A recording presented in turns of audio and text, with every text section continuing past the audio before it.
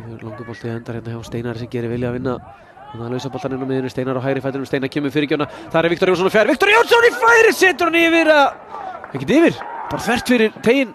Og hérna vinna hotspinnu Viktor hann. Hermann með sendinguna út á Tomic hérna inn á vítategnum á hægri fætinum, fer ekkert hratt yfir Tomic sem kemur fyrirgjöfna hérna á fjær og henni kemur skallinn. Þá fer hann nánast inn í markið forvarnar sín sem af Þorláki. Þegar þið vita að Viktor Jónsson ekki í tegnum þá kannski bara betra að halda í hann og síðan þolinmæði og þetta gera skagamenn vel. Jóhannes Val hérna með sendinguna á fjær en þetta fer hann í hendina bakið á hann og svo kemur Viktor Jónsson í færi.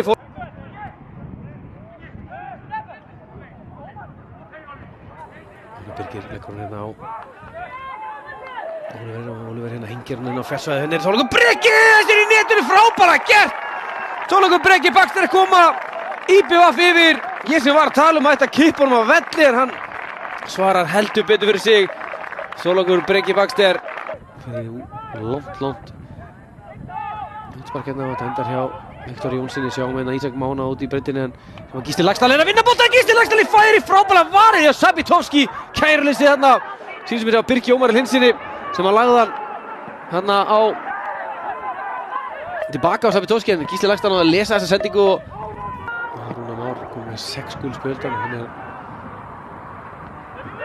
Það er eitt yfirbútt til að fara í bann. Henni Hermann Þór að gera vel. Hermann Þór kemur inn á teginn. Hermann Þór vill fá víti og fær vítaspyrnu hérna. Já, er svar við því. Marko Vartic rekur hann út fótinn og brýtur á hann. Eyjamenn að fá vítaspyrnu henni upp. 5. mark á þessari leiktíð.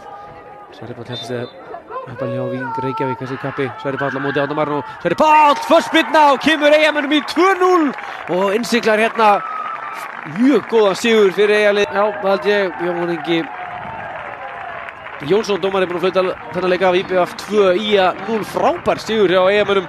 Þorlákur Árnason og hans lið komnir í ansi góð mál ef svo má segja. Staðan er núna 7 stigum frá botnsætinu, eða frá fallsæti ætla ég að segja. En það eru 7 stigum framan afturheldingu. Sjáum að lokundu Þorlákur Breki með markið á 16:70 og Sverrir Páll